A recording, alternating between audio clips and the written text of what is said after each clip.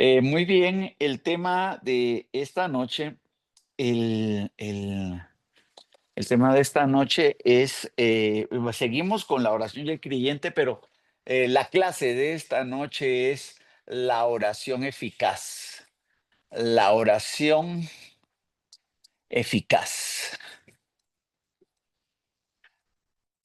Eh, estos temas son bien fundamentales, hermano. Es bien importante que estemos atentos a ellos porque de alguna manera tenemos la situación de que por lo regular todos nosotros sabemos cómo orar, creemos saber cómo orar y tal vez sí hemos recibido enseñanza de cómo orar, pero realmente hay necesidad. Vimos la semana pasada, en la clase anterior, la necesidad que hay de aprender a orar, que la oración no solamente nos vincula, nos relaciona con Dios, sino que nos hace crecer en Dios. Entonces, para empezar, si podemos poner ahí el punto A, eh, y vamos a responder a algunas preguntas. ¿Cómo orar? ¿Cómo orar? Para ello, vamos a empezar con Hebreos, entendiendo, no, perdón, vamos a empezar con Hebreos, capítulo 4 y versículo 16. Vamos a tratar de movernos por el tiempo, ¿verdad?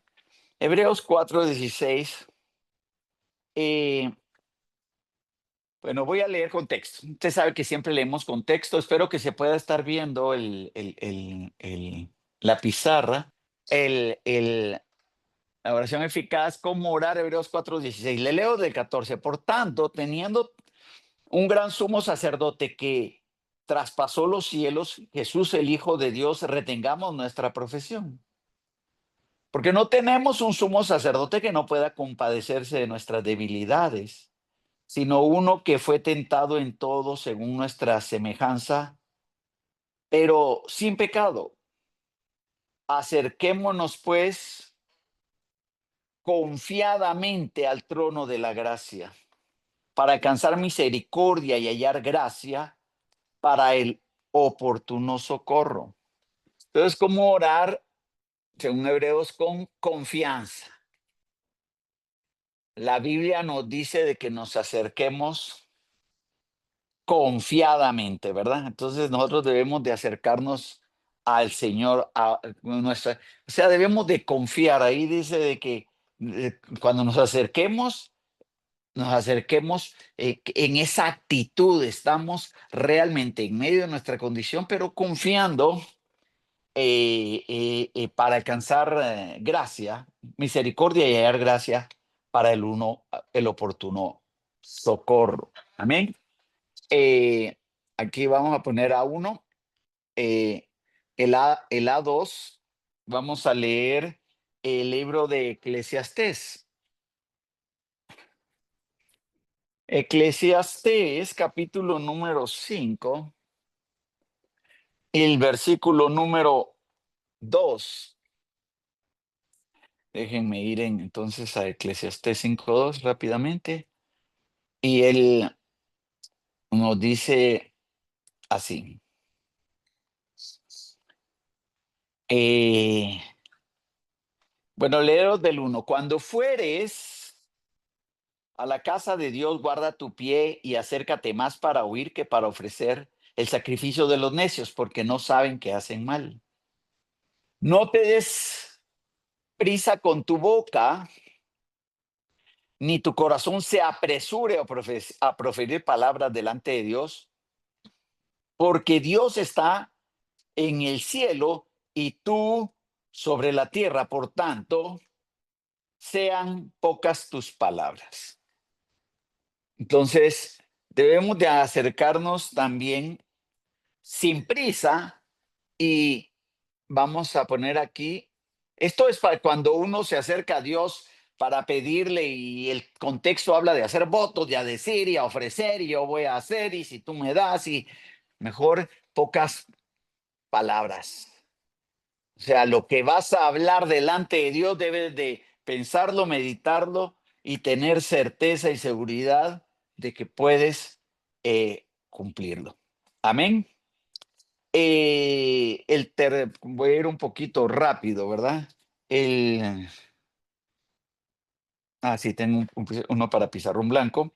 El tercer texto que vamos a ver que sería A3, lo vamos a ver en la primera carta de Pedro, primera carta de Pedro, capítulo 5 y versículos 6 y 7. Entonces, y leemos, amados hermanos.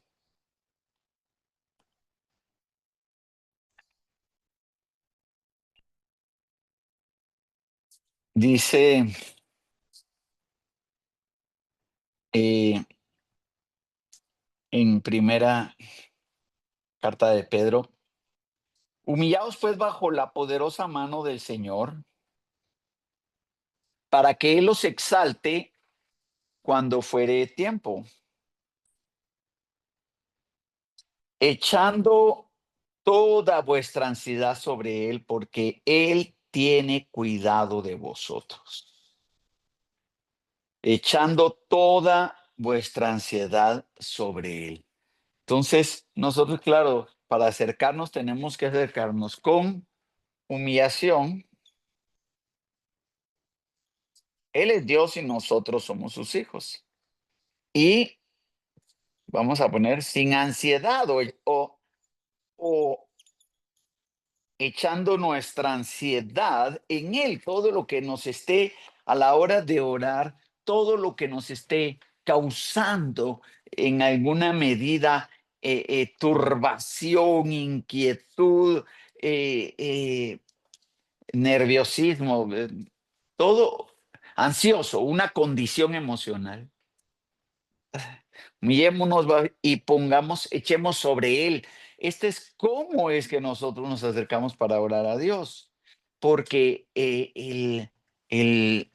hay una actitud para acercarse a Dios. Hay una actitud para acercarse a Dios. Entonces, el primer punto A es confianza con pocas palabras meditadas y humillándonos y sin ansiedad o echando toda nuestra ansiedad delante del Señor. Vea qué importante estar viendo a la luz de la palabra la forma de orar para acercarnos a Dios, porque a veces nosotros creemos que es solo de ponernos a pedir, que es lo que en la mayoría de las veces nosotros nos quedamos. Creemos que orar es solo acercarse a pedir, ¿verdad?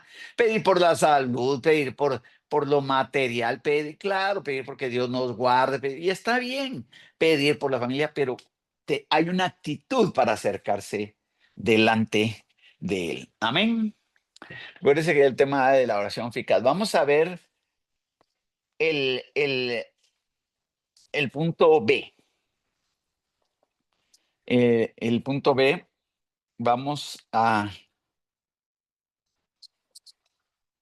ver que la oración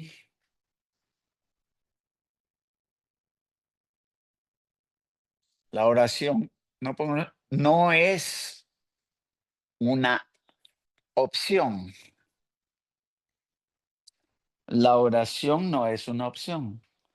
O sea, realmente tenemos que saber que tenemos que orar porque Él nos dio ejemplo de oración. Para ello vamos a ver Jesucristo es nuestro ejemplo. En Mateo 14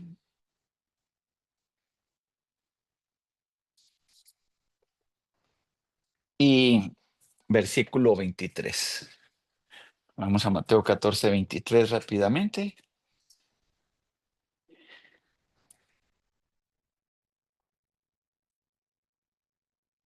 Dice así la palabra.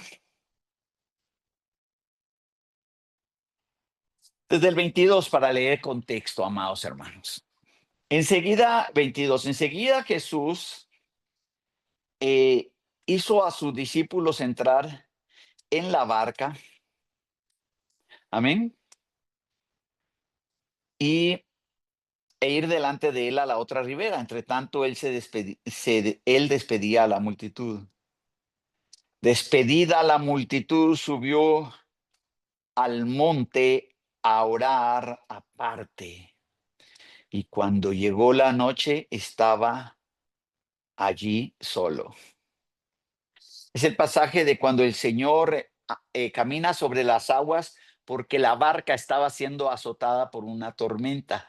Pero el ejemplo, porque la oración no es una opción, no, si nosotros no vamos a especular, pero pensamos que no es una opción, aquí vamos a poner que Jesús es ejemplo.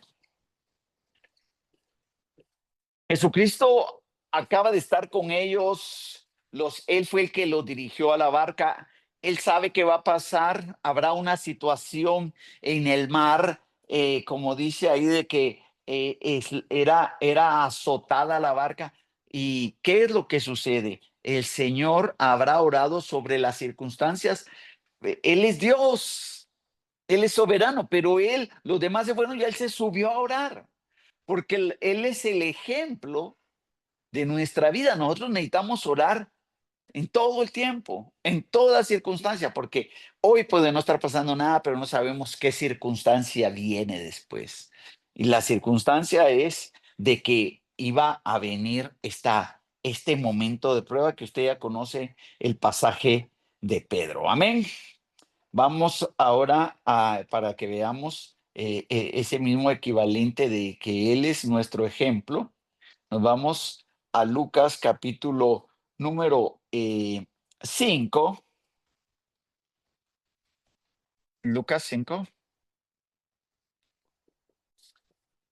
Esos son versos que, que, que, eh, que nos, que nos complementan. Ese ejemplo, él era el ejemplo. Entonces, porque la oración no es una opción. Entonces, Jesús es el ejemplo y aquí tenemos en Lucas 5:16. Le leo desde el 15. Pero su fama se extendía más y más y se reunía mucha gente para oírle y para que le sanase de sus enfermedades. Mas él se apartaba a lugares desiertos y oraba. Él se apartaba a lugares desiertos y oraba. Si usted se puede dar cuenta, de alguna manera, nosotros lo que encontramos aquí es de que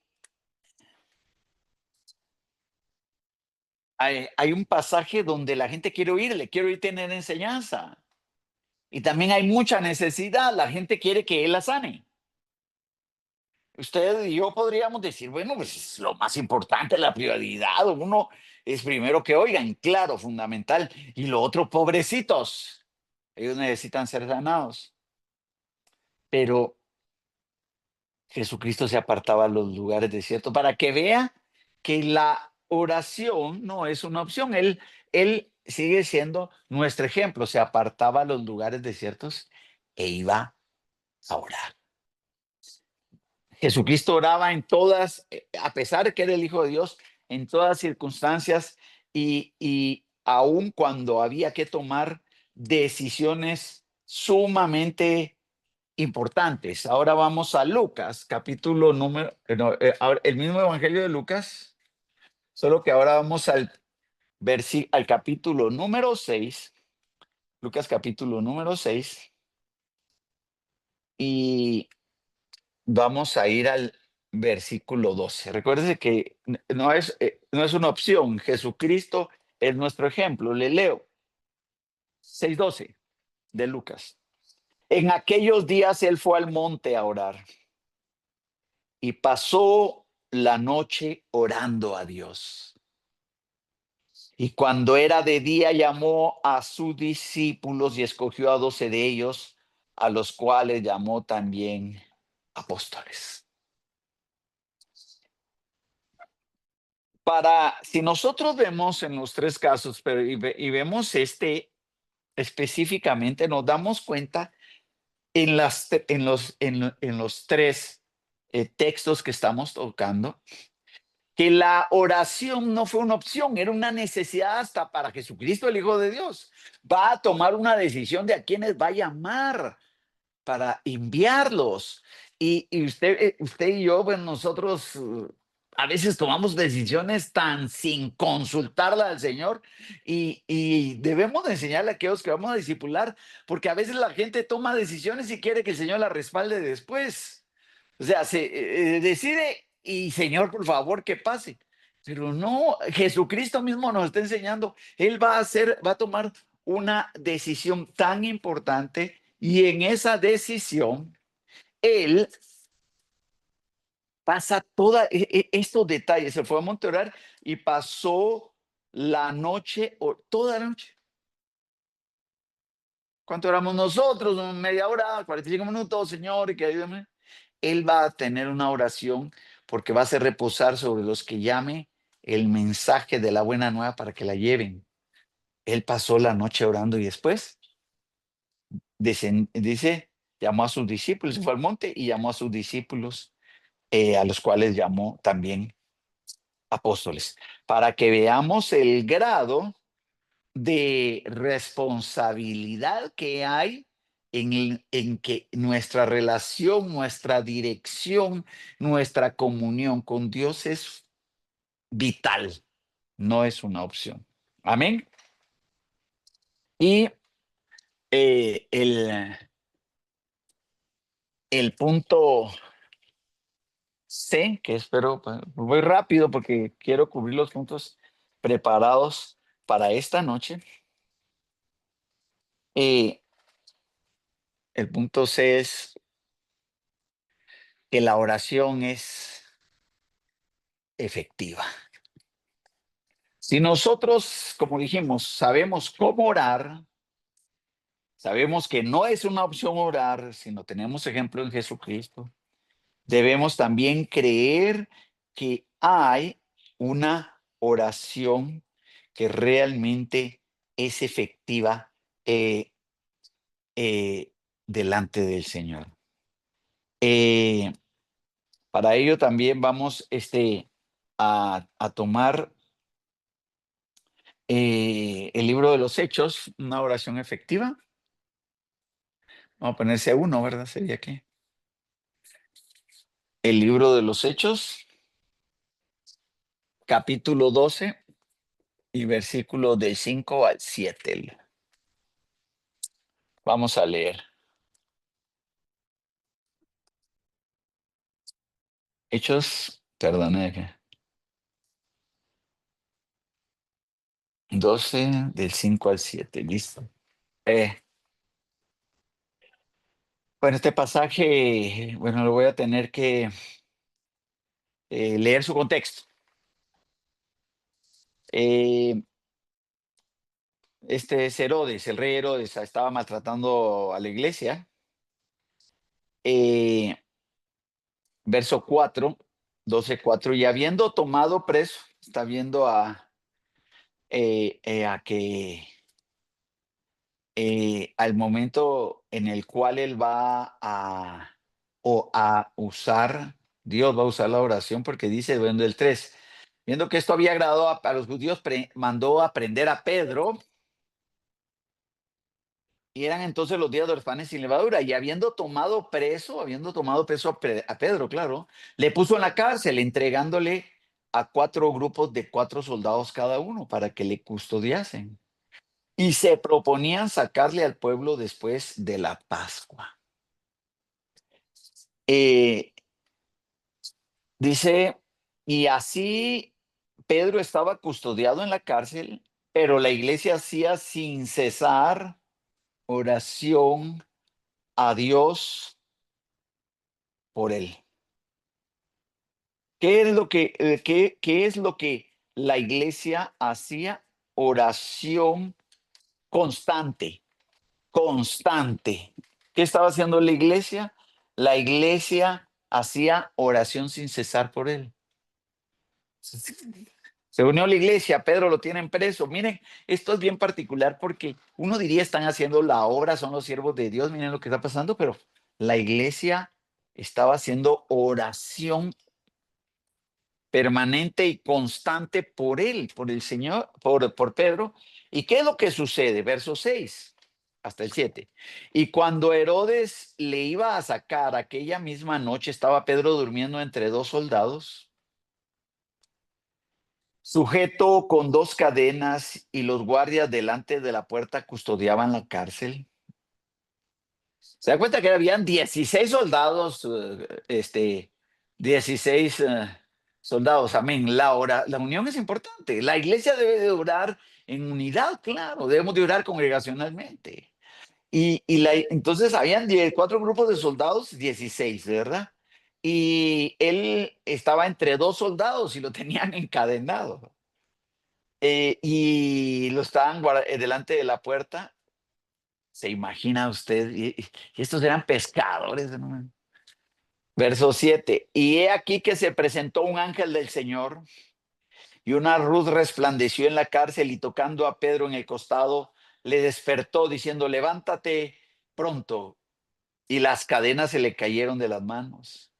Le dijo el ángel: cíñete y átate las sandalias. Y lo hizo así. Y le dijo: envuélvete en tu manto y sígueme.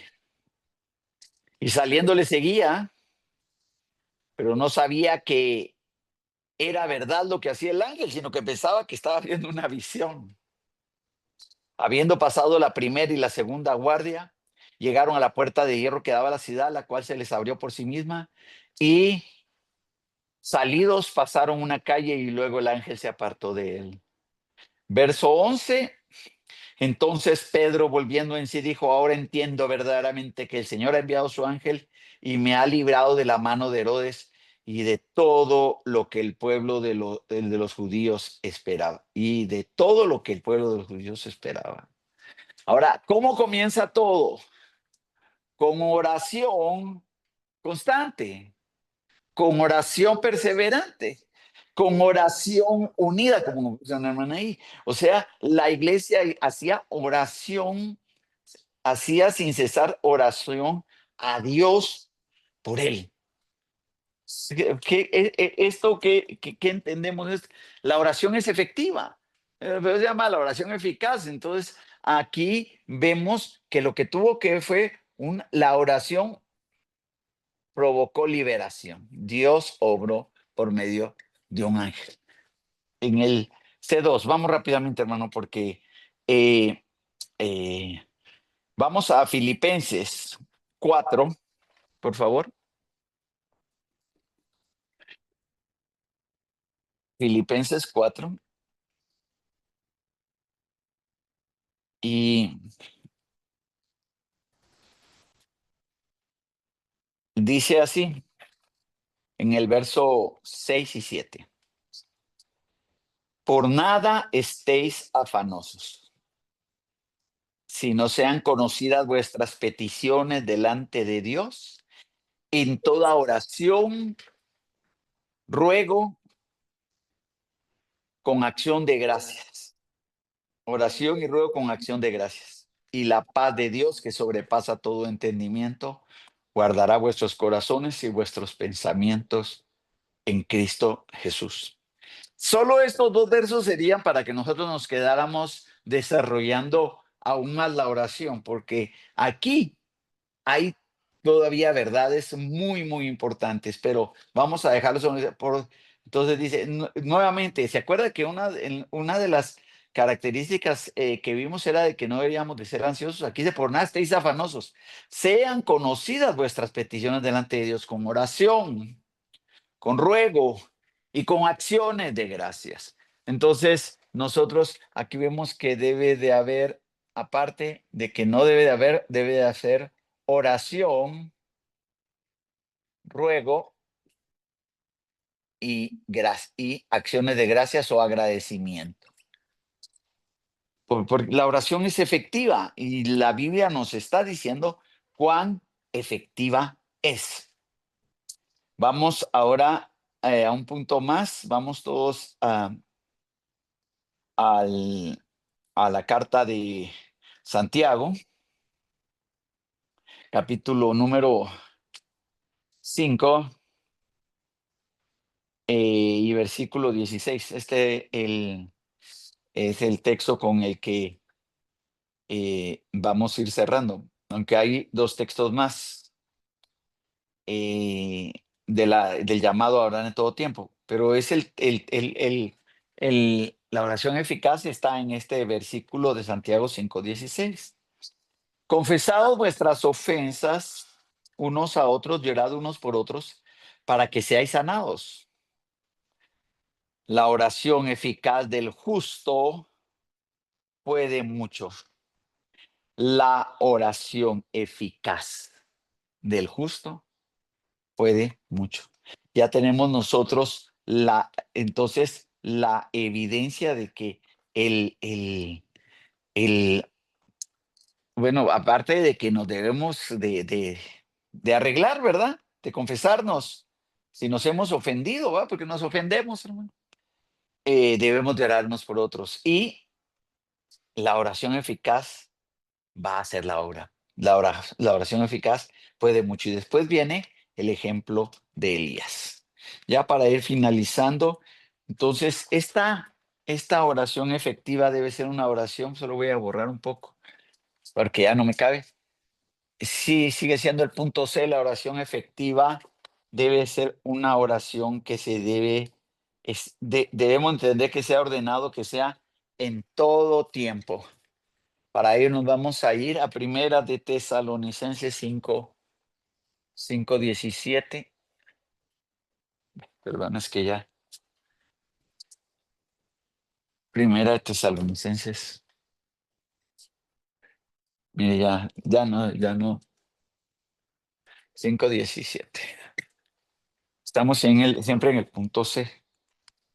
Y me voy yo a Primera de Tesalonicenses. mm, Y dice así, bien sencillo, orad sin cesar. Si nosotros sabemos de que la oración eficaz y la oración efectiva es una oración que debe ser constante, permanente. Entre otras indicaciones, el llamado es a orar sin cesar. Vamos rápidamente también a Efesios, para terminar dentro de el tiempo. Efesios, eh, Efesios 6, eh, y leemos el versículo número 18. Orando orando en todo tiempo. Es que realmente esto se necesitaría mucho más espacio, hermano. Orando en todo tiempo, con toda oración y súplica en el Espíritu, y velando en ello con toda perseverancia y súplica por todos los santos. Efesios, Efesios 6, versículos, puede leer todo Efesios 6, claro, 18, 18, versículo 18. Y se lo repito porque ya con ese finalizamos. El orando en todo tiempo, con toda oración. Es interesantísima esta forma de intensificar del Espíritu Santo a través de Pablo una orden, ¿va? Porque para nosotros no tiene mucho sentido que nos digan oren todo tiempo con toda oración.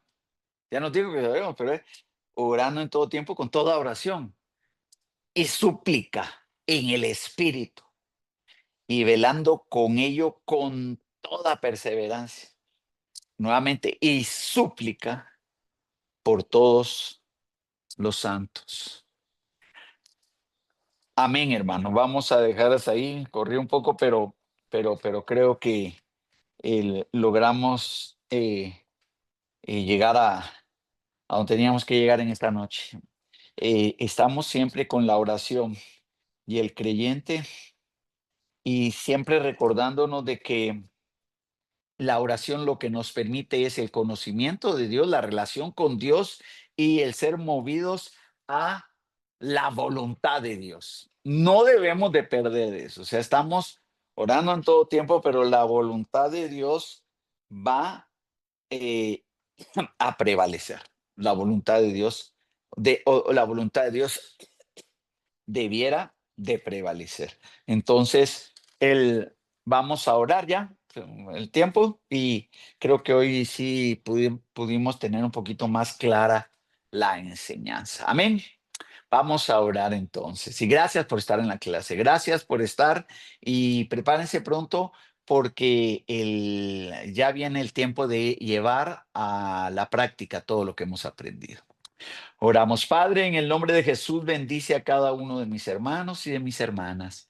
Señor Dios Todopoderoso, sabemos que estamos, Señor, siendo instruidos para cumplir con tu voluntad, para obedecer a Jesucristo y para llevar adelante de forma correcta, consciente, espiritual y responsable la gran comisión.